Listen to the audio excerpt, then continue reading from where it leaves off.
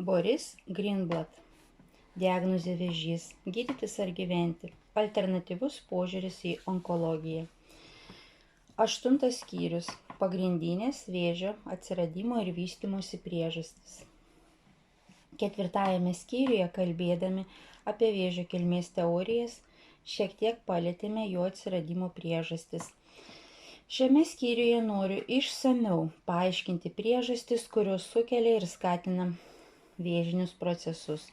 Šios procesus lemia viena ar kelios priežastis, kurias aš suskirščiau į 4 mūsų gyvenimą veikiančių veiksnių grupės. Mitybą, toksinus, psichologinius veiksnius ir fizinius veiksnius. Taip pat reikėtų įsidėmėti, kad į jas įtraukti ir veiksniai, kurie stabdo vėžinius procesus, skatina regresą ir netgi padeda visiškai pasveikti. Mes jau žinome, kad auglys nėra vėžio priežastis. Jis yra tik organizmo patologinio proceso susijusiu su sutrikusia deguonies apykaita ląstelėje apraiška. Taip pat žinome, kad šis procesas yra grįžtamas. Ir Otto Heinrich Warburg tai įrodė dar 1931 metais. Kitaip tariant, jei pašalinsime priežastis, dėl kurių ląstelė negauna pakankamai deguonies arba jos energijos jėgainės, mitochondrijos neveikia kaip turėtų dėl deguonies stygiaus ar toksinų gausos. Tuomet ląstelė atkurs įprastą veiklą. Dalį vėžio ląstelių gali sunaikinti atstatytas organizmo imunitetas, o dalis jų savaime žus. Taigi, supratimas apie šių 4 veiksnių įtaką vėžio atsiradimui ir vystymuisi padės suprasti ir ligos kontrolės būdus ir išgijimą. Pirmas veiksnys – mityba. Tegul maistas bus tavo vaistas, o vaistas tavo maistu. Hipokratas. Taip, mūsų mityba gali tapti vėžio priežastimi. Kita vertus, tinkama mityba gali mus išgydyti. Toliau išsamiau aptarkime pirmąjį šio posakio dalį. Ląstelė yra sudėtingas biocheminis organizmas, atliekantis daug funkcijų. Nepriekaištingai jos veiklai būtina nuolat gauti maistinių medžiagų, būtinų gyvybiniai veiklai palaikyti ir specifinėms funkcijoms atlikti. Net vienos maistinės medžiagos trūkumas sukels jos sutrikimą, kuris pasireikš tam tikrais simptomais. Gydytojai šią simptomatiką pavadins liga ir pradės gydyti cheminėmis medžiagomis. Tačiau ląstelei netrūksta cheminių medžiagų, todėl šis gydymo metodas nepagerins jos būklės, nors gali laikinai pašalinti pasireiškusi simptomą. Teisingas sprendimas yra duoti ląsteliai tai, ko jai trūksta. Visa šiuolaikinė vakarietiška mityba, kuri taip pat vyrauja didžiuosiuose Rusijos miestuose, beveik nesuderinama su normaliu sveiku gyvenimu. Per pastaruosius 50 000 metų žmogus genetiškai nepasikeitė. Todėl jo organizmas yra įpratęs prie tokio maisto, kuris jo gyvybę palaikė per visą šį laikotarpį. O maitinasi jis visą laiką laukiniais vaisiais, šaknimis, sėklomis ir kartais mėsa. Be to, dauguma produktų buvo vartojami natūralūs ir termiškai neapdoroti. Žmogaus mityboje augalinių baltymų kiekis buvo gerokai didesnis nei gyvulinių baltymų. Žalios daržovės ir vaisiai buvo lengvai ir greitai įsisavinami, nes jų sudėtyje esantis fermentai nebuvo sunaikinami, apdorojant maistą terminiu būdu. Įdomu tai, kad augalus, iš kurių vėliau imta gaminti prieskonius, žmonės pradėjo naudoti dar prieš 10 000 metų, norėdami ilgiau išsaugoti mėsos ir daržovių produktus ir suteikti jiems malonesnį kvapą, kai jie pradėdavo gesti. Šiandien žinome, kad daugelis prieskonių, pavyzdžiui, ciberžolė, imberas, česnakai, pasižymi stipriu vėžį stabdančiu poveikiu. Stebina tai, kad griežta vėžį gydanti dieta, kurią šiandien rekomenduoja specialistai, yra labai panaši į mūsų protėvių gyvenusių paleolito eroje mitybą. Per pastaruosius 150 metų, o ypač per pastaruosius 50 metų, žmonių mityba pasikeitė iš esmės. Šios pokyčius daugiausia lėmė žemės ūkio ir maisto pramonės industrializacija. Išsivysčiusiose šalyse, kur beje vėžinių susirgimų skaičius yra 100 kartų didesnis nei mažiau išsivysčiusiose agrarinėse šalyse, vis mažiau žemės ūkių produktų tiekiama iš mažų vietinių ūkių.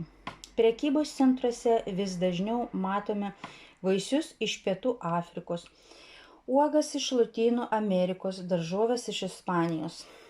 Norint pristatyti šios vaisius ir daržoves į jūsų parduotuvę, juos pirmiausia reikia išauginti pramoniniu būdu, naudojant cheminės trąšas ir kancerogeninius pesticidus. Tada nuskinti juos dar nesunokusius, apdoroti cheminiais fungicidais ir kitais cidais arba apšvitinti. Naujas sparčiai populiarėjantis dezinfekcinis būdas, kad jie nesugestų transportuojant ir sandėliuojant. Ir galiausiai supakuoti į patogų, bet kancerogenišką plastiką.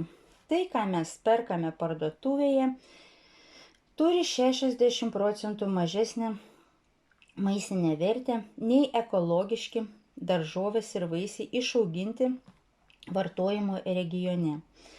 Vartodami neekologiškas daržovės ir vaisius mes kartu gauname daug įvairiausių toksinų ir kancerogenų. Tai pasakytina ir apie kitus produktus, kuriuos perkame parduotuvėse.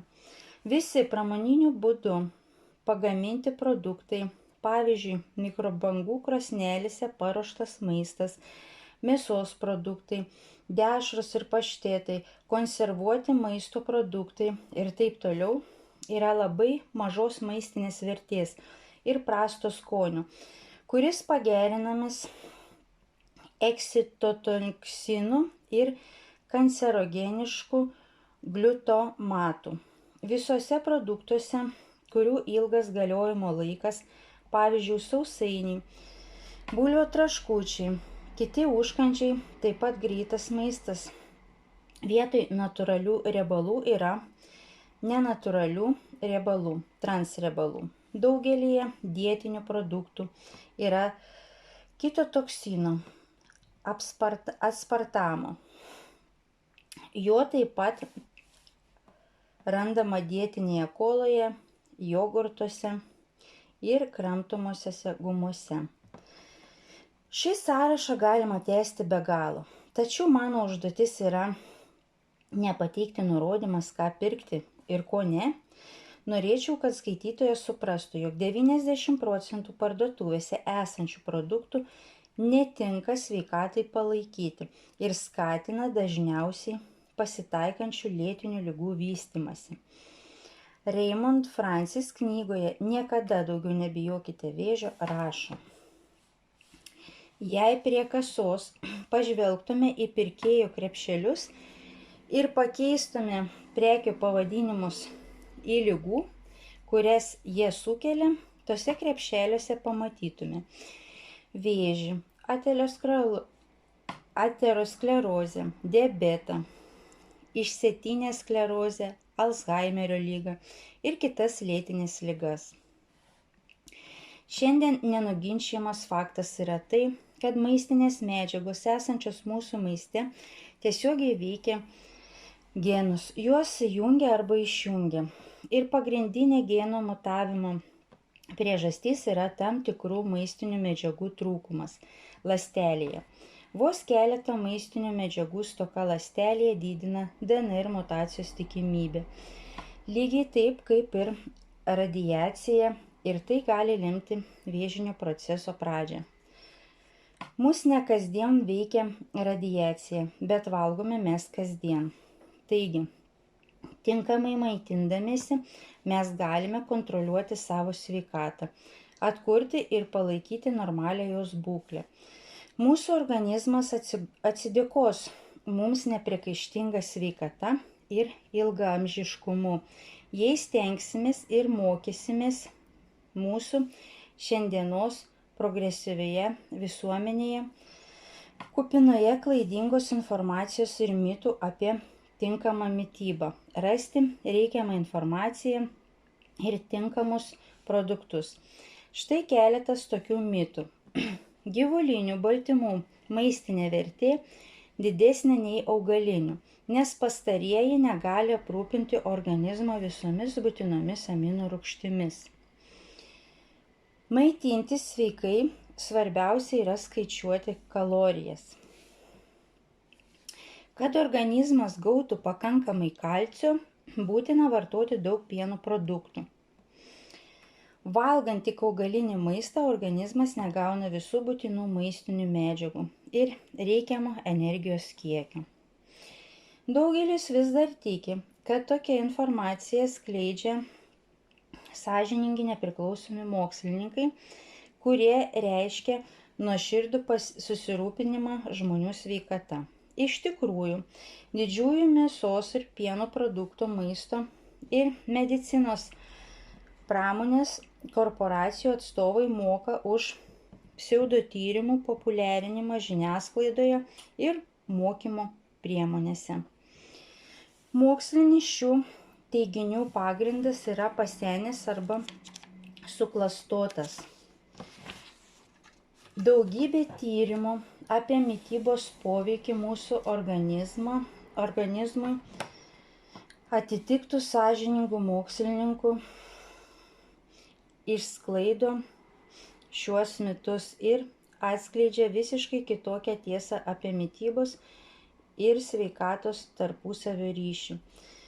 Žemiau išsamiau aptarsime kai kuriuos iš šių mitų, išskirdami 3 pagrindiniai vėžio procesų komponentai, kuriems mityba turi tiesioginę įtaką: uždegimas, apoptozė ir angiogenezė.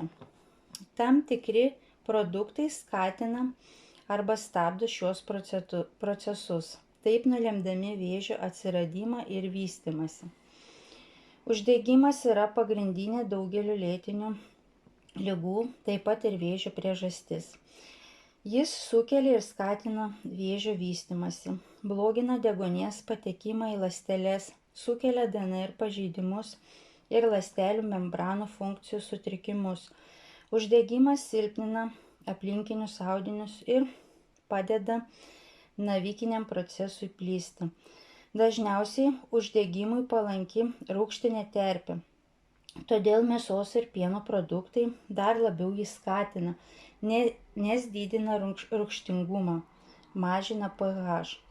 O augalinės kilmės produktai dažniausiai turi priešingą poveikį.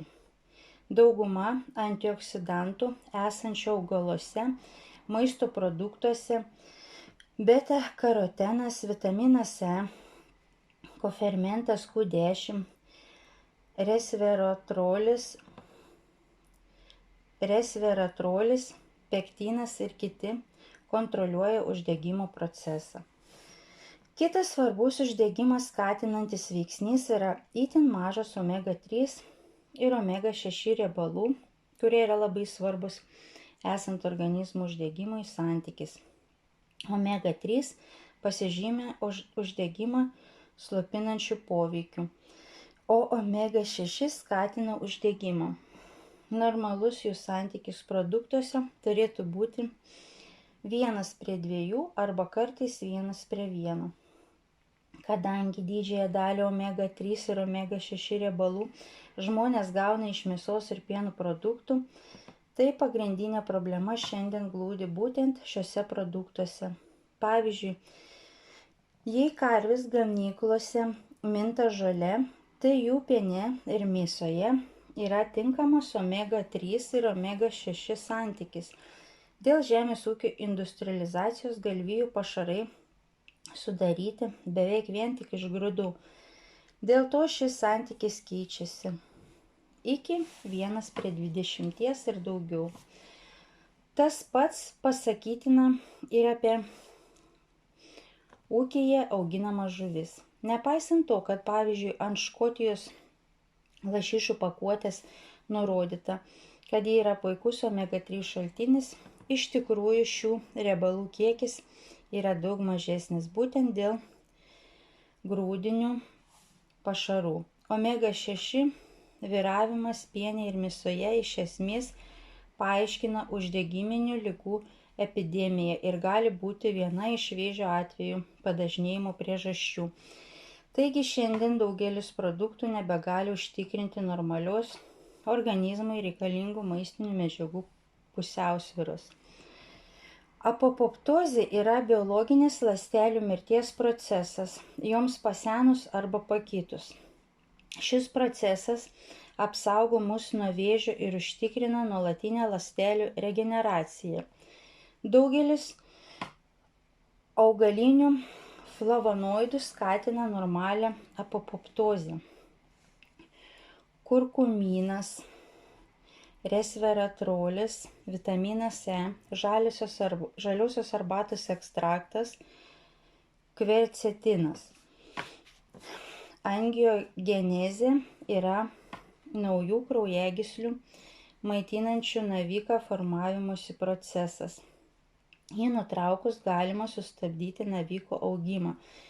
Taigi omega-3 yra angiogenezės inhibitorius. Daugelis biologiškai aktyvių medžiagų, pigmentai, flavonoidai, vitaminai, fermentai, chlorofilas ir kitos esančių augaluose, daržovėse, vaisiuose, prieskoniuose, riešutuose, grybuose pasižymi keleriopų poveikių ir veikia visus 3 vėžio procesų komponentus. Pavyzdžiui, stiprių antikancerogeninių poveikių pasižymi brokoliai, morkos, česnakai, imberas, ciberžolės, svogūnai, obuoliai, mėlynės ir kiti. Įdomu tai, kad šios biologiškai aktyvios augalinės medžiagos pasižymi daug stipresnių antikancerogeninių poveikių nei chemoterapija. Pavyzdžiui, ciberžolės citotoksinis poveikis vėžio ląstelėms yra 10 000 kartų stipresnis nei gerai žinomo vaisto adremicinino. Dygliuotoji anona iš Pietų Amerikos džiunglių sugeba sunaikinti 12 skirtingų vėžio rūšių 100 kartų efektyviau nei chemoterapija ir neturi šalutinio poveikio.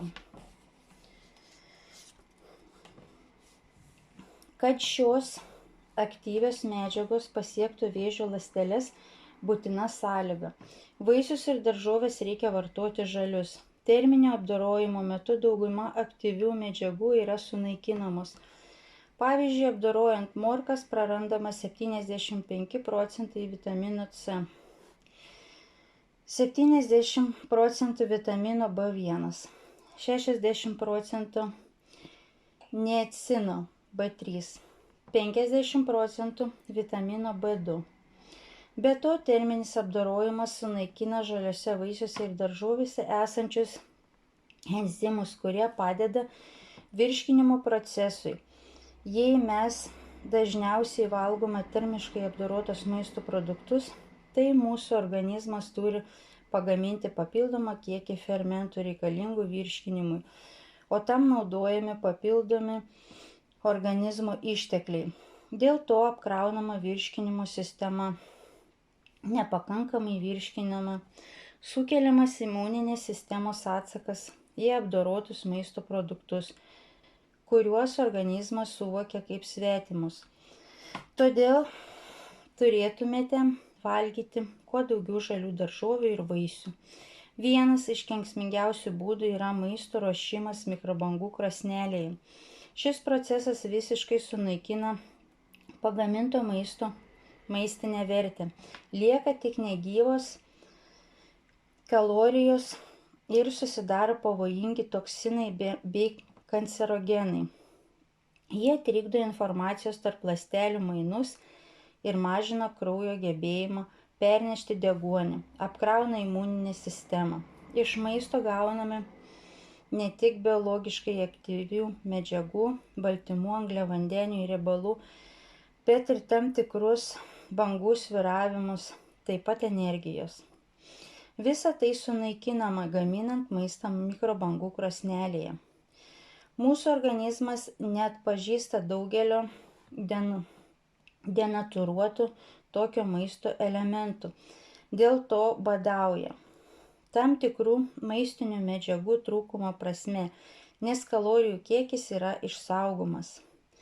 Mikrobangų krosnelė taip pat sunaikina daugumą maistinių medžiagų. Pavyzdžiui, gaminant joje brokolius prarandama 97 procentai antioksidantų, o juos gaminant garuose prarandama tik 11 procentų. Norint suprasti mūsų mitybos įtaką vėžio atsiradimui ir vystymuisi, taip pat būtina atkreipti dėmesį į keletą maisto produktų grupių, kurios turėtų būti pašalintos iš mūsų raciono arba jų kiekis turėtų būti gerokai sumažintas. Šių produktų vartojimas gali būti ir tiesioginio vėžio priežastis ir veiksnys skatinantis šios ligos vystymąsi. Šioms grupėms priskiriami baltyminiai riebalai, gyvuliniai baltymai, per didelis jų vartojimas, cukrus, perdirbti maistiniai riebalai, baltųjų miltų ir kviečių produktai. Per didelis gyvulinių baltymų vartojimas. Trumpai aptarkime vieną iš pagrindinių sveikos mitybos mitų, kuris sako, jog gyvuliniai baltymai yra būtini sveikatai ir kad augaliniai baltymai negali visiškai patenkinti žmogaus poreikių. Pažymėtina, kad šiai klaidingai nuomoniai yra daugiau nei 150 metų. Nuo XIX amžiaus pabaigos manoma, kad išsivysčiusiose šalyse žmonės turėtų valgyti daugiau gyvulinių baltymų. Mėsos gausa mityboje reiškia gerovę. Tai paskatino sparčią mėsos ir pieno pramonės plėtrą. Atsirado įtakingų jos lobistų. Būtent šie lobistai ir skleidžia mitus apie augalinio baltymo nevisavertiškumą ir didelį gyvulinių baltymų poreikį. Taip pat apie tai, kad pienas ir jo produktai yra organizmui būtino kalcio šaltinis. Mitas apie augalinių baltymų nevisavertiškumą grindžiamas tuo, kad augaluose yra ne visos nepakeičiamos aminų rūgštys. O tai reiškia, kad vien tik augalinio maisto nepakaks.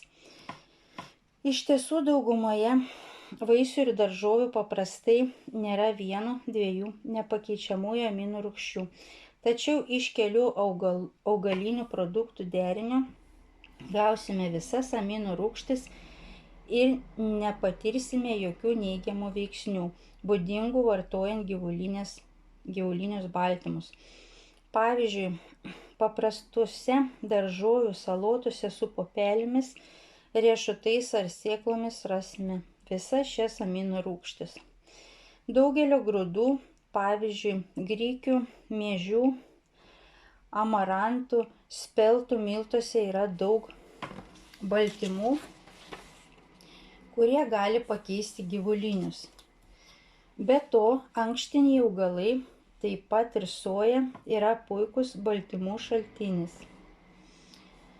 Vartojant pieno produktus kraujas yra rūgštinamas, todėl organizmas atstato normalų kraujo pH, paimdamas kalcį iš kaulų.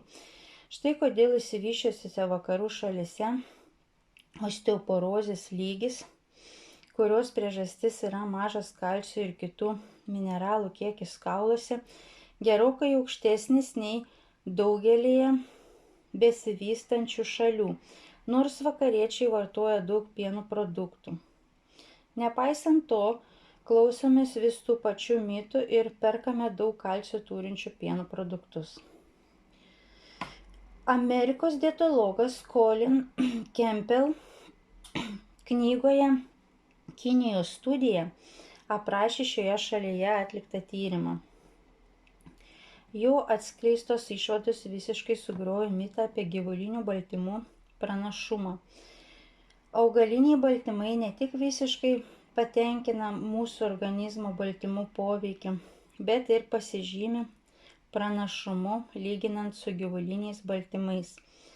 Colin Campbell atskleidė, kad gerokai sumažinus gyvulinių produktų mėsos, pieno, kiaušinių ir žuvies vartojimą arba visiškai jų atsisakius, ne tik labai sumažėja tikimybė susirgti vėžiu, širdies ir kraujagyslių bei kitomis lėtinėmis ligomis, bet ir galima šias ligas išgydyti. Daktaras Caldwell Esselstyn ligonius sergančius aterosklerozę, kuriems rekomendavo šuntavimą, gydė keisdamas jų mitybą.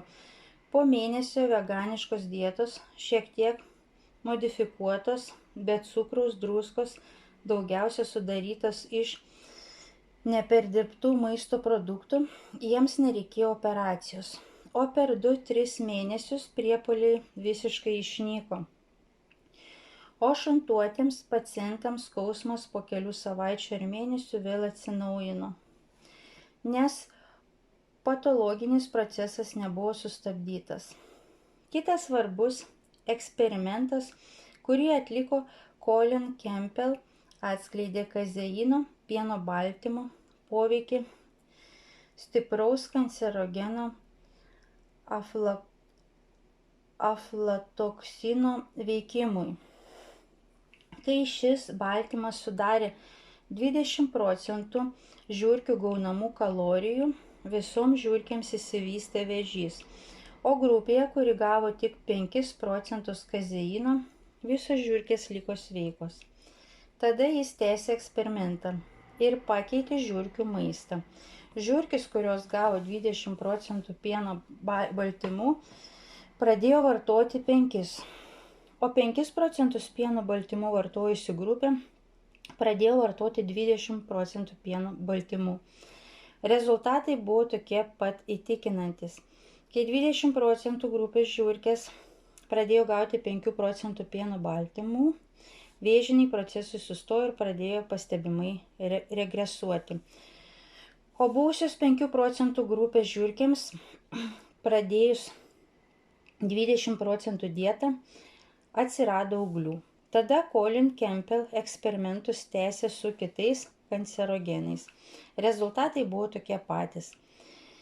Iš atliktų tyrimų Colin Campbell padarė aiškią išvadą, kad nepaisant kancerogeno rūgšties, gyvulinės kilmės baltymai, viršijantis organizmo poreikis maždaug 7 gramus per dieną, yra svarbus veiksnys lemiantis vėžinius procesus ir jų vystymąsi.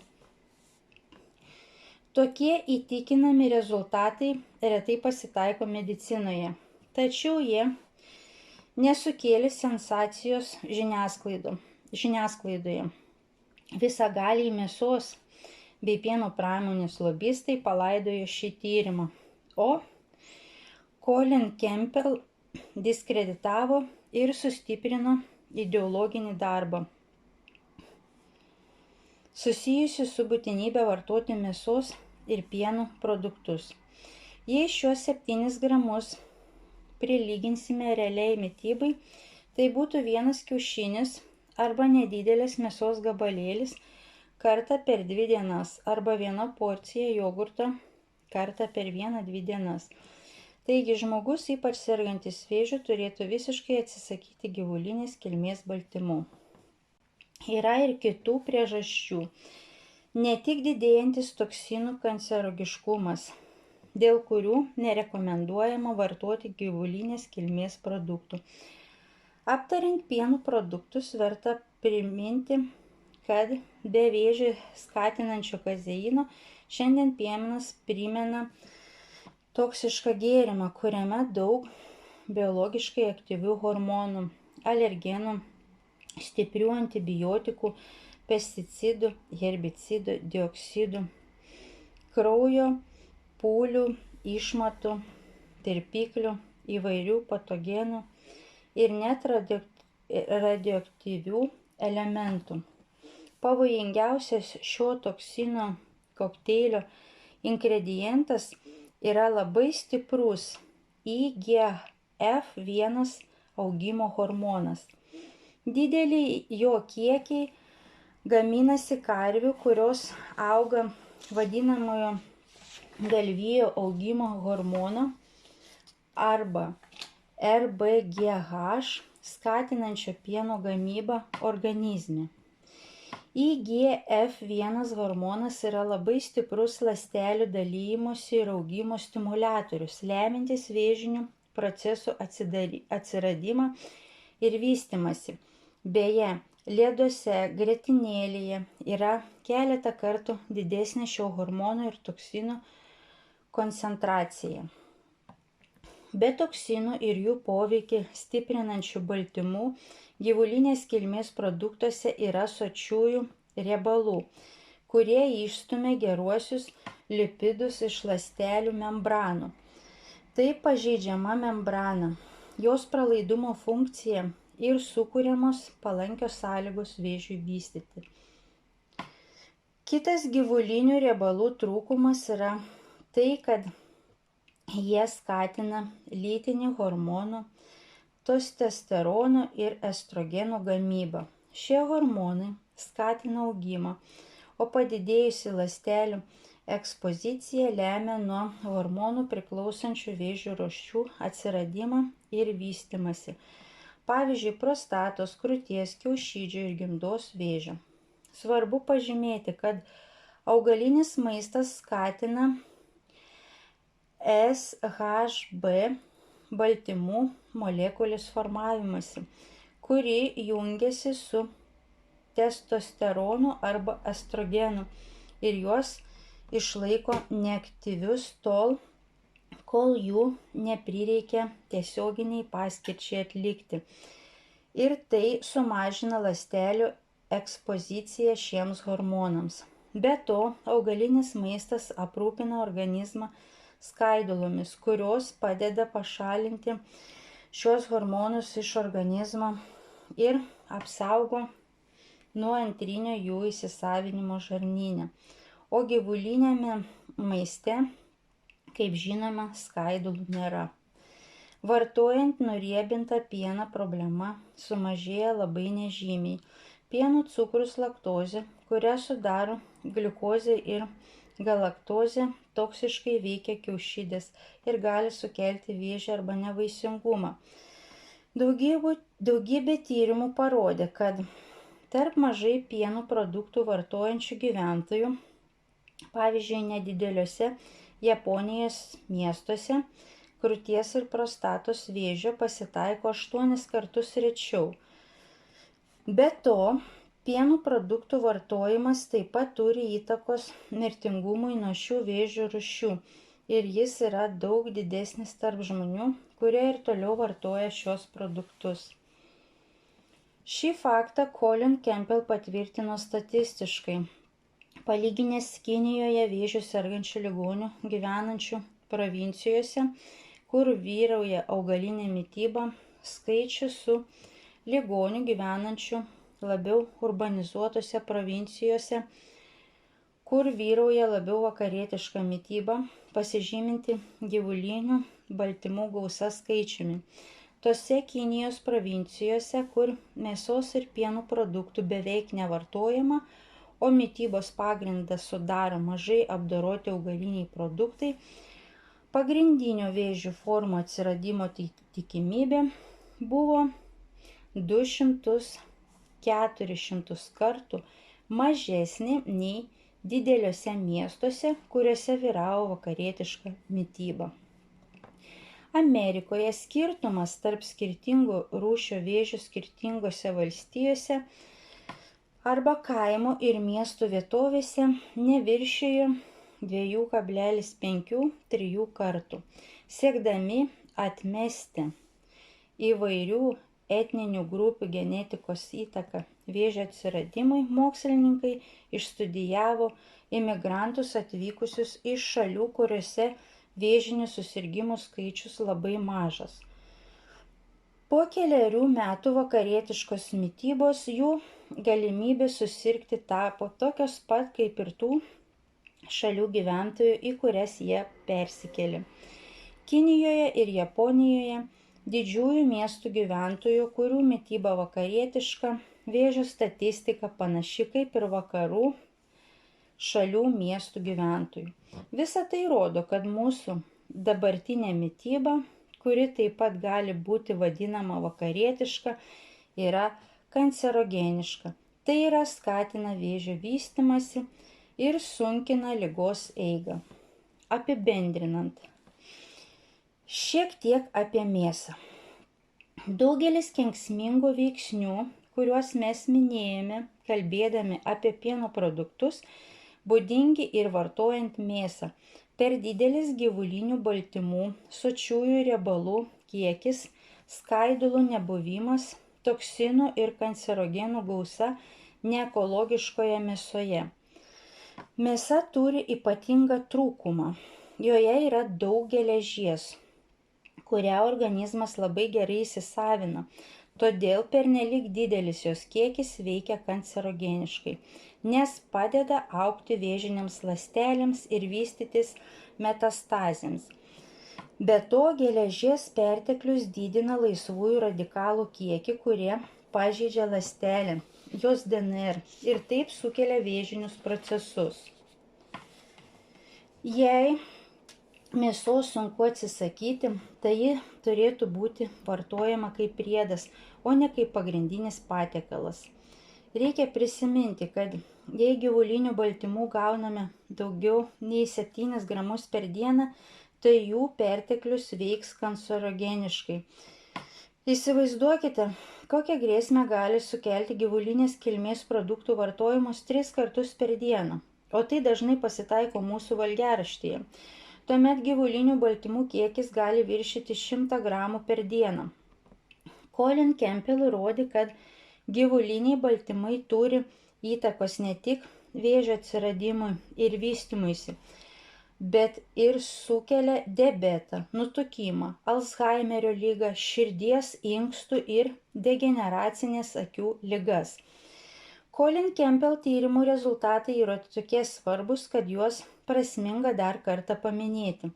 Gyvuliniai baltymai, vartojant didesnį kiekį nei būtina organizmo augimui, ląstelių regeneracijai tampa kancerogeniniais.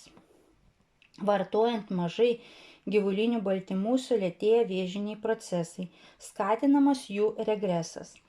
Žmonės vartojantis didelį kiekį gyvulinių baltymų labiau linkę sirgti vėžiu, diabetu, širdies ir kraujagyslių ligomis bei kitomis lėtinėmis ligomis.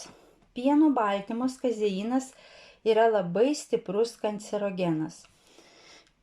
Ne visi sugebės tapti 100% veganais ar žaliavalgiais, bet turėdami teisingos informacijos mes galime individualiai pasirinkti sveiką mitybą, atsižvelgdami į jos pagrindinius principus ir taip gerokai sumažinti sunkiausių ligų tikimybę, tarp kurių vėžys ir širdies bei kraujagyslių ligos yra žmonių mirtingumo lyderis. Vėžiu sergantiems ligoniams būtinai reikėtų apsvarstyti galimybę visiškai atsisakyti gyvulinių baltymų, norint sustabdyti vėžinius procesus, o daugeliu atveju ir išgyti.